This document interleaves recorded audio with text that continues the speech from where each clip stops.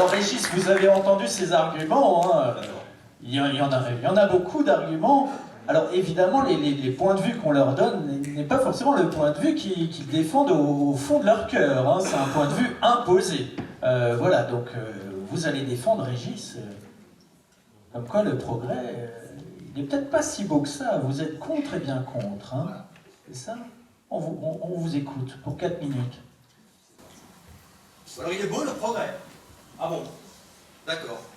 Bon, moi j'aimerais déjà être sûr qu'on parle bien de la même chose, parce que si vous me parlez du journal lyonnais, le progrès, oui, ok, c'est bleu, c'est joli, j'aime bien.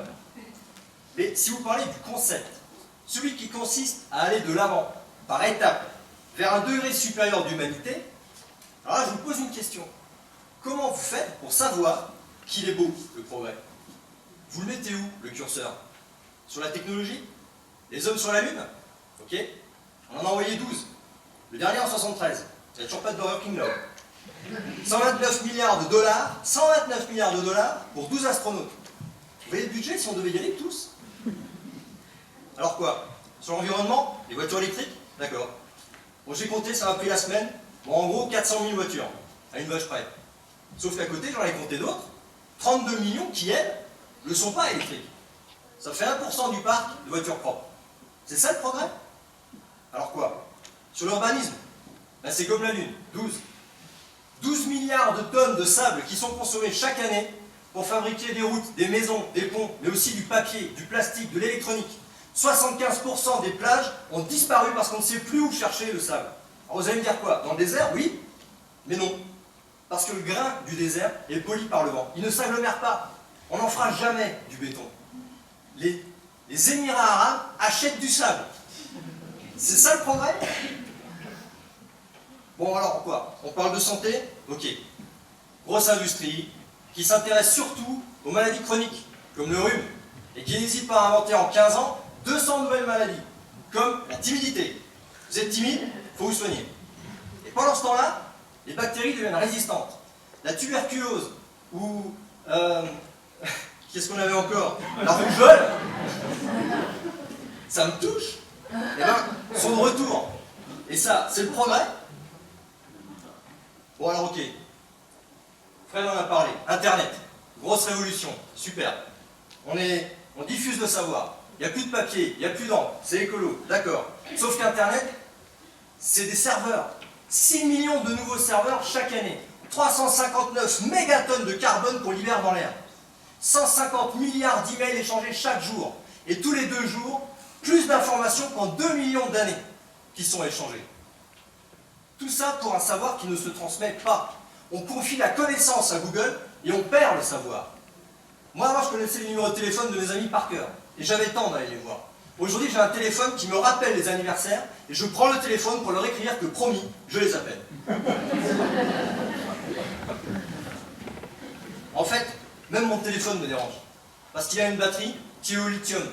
Et le lithium, c'est un métal qui demande des millions de mètres cubes d'eau et énormément d'énergie pour être transformé. Ça provoque des pénuries d'eau en Bolivie, qui est le premier producteur. Ça demande une énergie qui utilise en plus du charbon. Du charbon, c'est ça le progrès? Le progrès est une ellipse qui condamne ce qui est neuf à se nourrir de ce qui est vieux. Et le résultat tient en un mot, déchets. 11 000 kilos par seconde. En 40 ans, on a réussi un exploit. On a créé un 7e continent, 6 fois plus gros que la France. Par endroits, il est profond de 30 mètres. 1 milliard de particules de plastique par kilomètre carré flottent sur les océans. Mais c'est quoi ce progrès?